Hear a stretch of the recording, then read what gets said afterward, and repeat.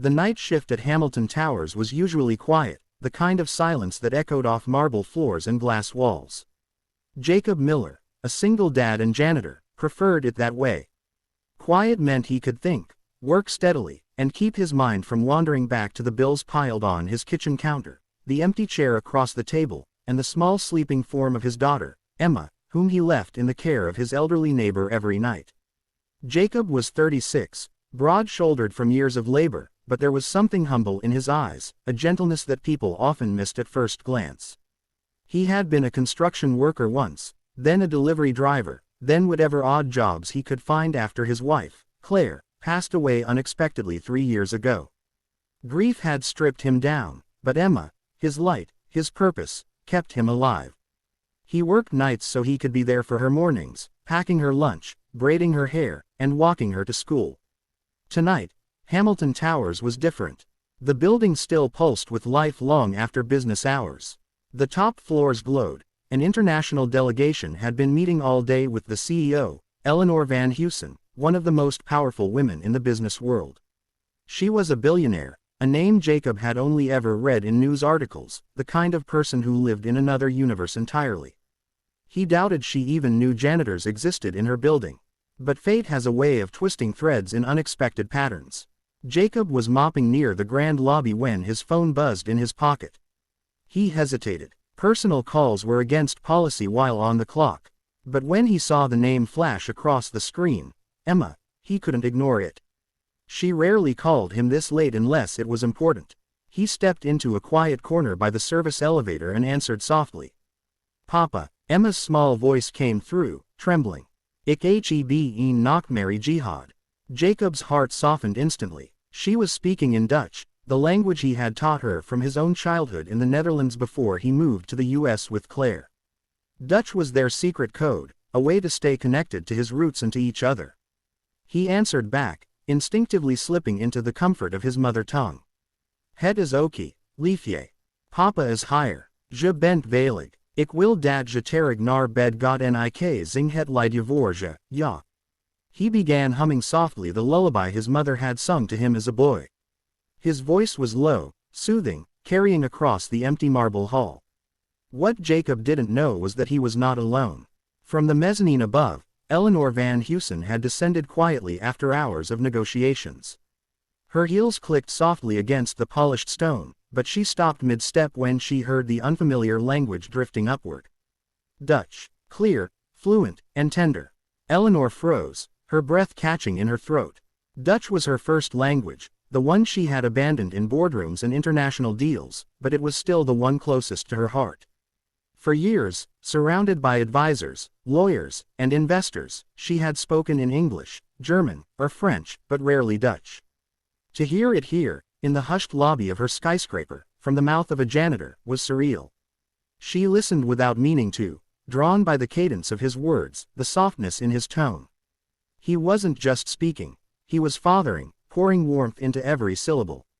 When Jacob finished and promised Emma he would be home soon, he hung up and turned, only to nearly drop his phone when he saw her.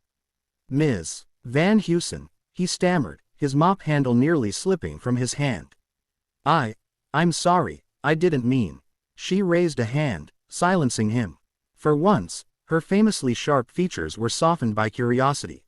"You speak Dutch?" Jacob blinked. "Yes, ma'am. It's my first language." Her eyes narrowed, studying him not like a billionaire studying a janitor, but like one human trying to understand another. "Most people here, they don't." Jacob gave a small shrug, embarrassed. "I don't get much chance to use it anymore. Except with my daughter." Eleanor's gaze flickered. The word daughter echoed somewhere deep inside her, brushing against old wounds she had buried beneath wealth and power. She had never had children. Her empire had taken that from her, demanded all of her time, her body, her youth. Sometimes, late at night in her penthouse, she wondered if all the zeros in her bank account could ever fill that absence. "What's her name?" Eleanor asked suddenly. "Emma," Jacob said, the corners of his lips lifting unconsciously at just saying it. "She's 9. For a long moment, the billionaire said nothing. She studied this man, his work-worn hands, his tired eyes, his unshakable softness. She had spent the entire day with men in suits shouting over contracts worth billions, but somehow, this janitor speaking to his daughter in Dutch felt more profound than all of it. "Stay," Eleanor said finally. Jacob frowned. "Ma'am." She stepped closer, her voice quieter now, less commanding, more human. "I want you to stay. Not here as a janitor. Stay in this building, with me. I don't know why yet, but something tells me, I need you to." The words stunned Jacob. He had no idea what she meant. Billionaires didn't just ask janitors to stay. But in her eyes, he saw something raw.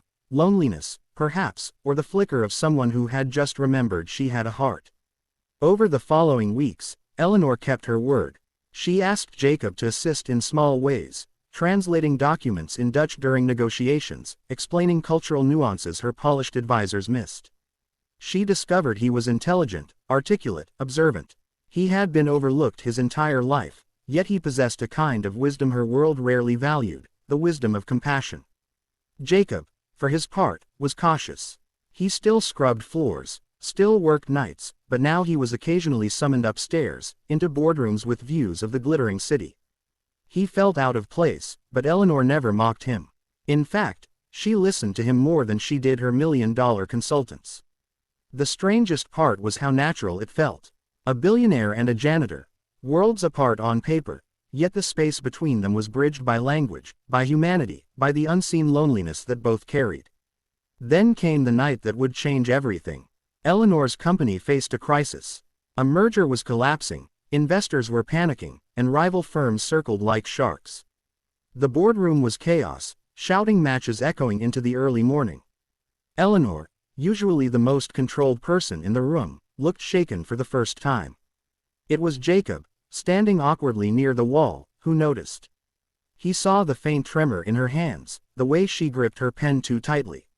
He remembered how Emma's hands used to tremble after nightmares. So he did what came naturally. He leaned closer and whispered, in Dutch, so softly only she could hear. "Adem in, adem uit.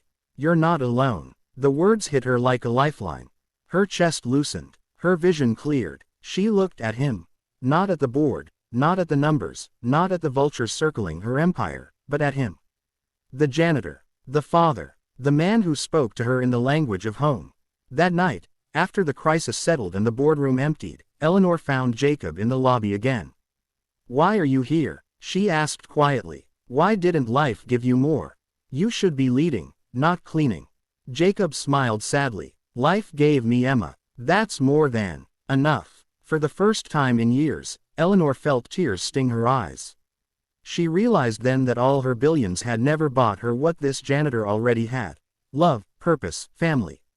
And in that moment, she made a decision. Not out of pity, not out of power, but out of something far deeper. "You don't belong on these floors anymore," she said softly.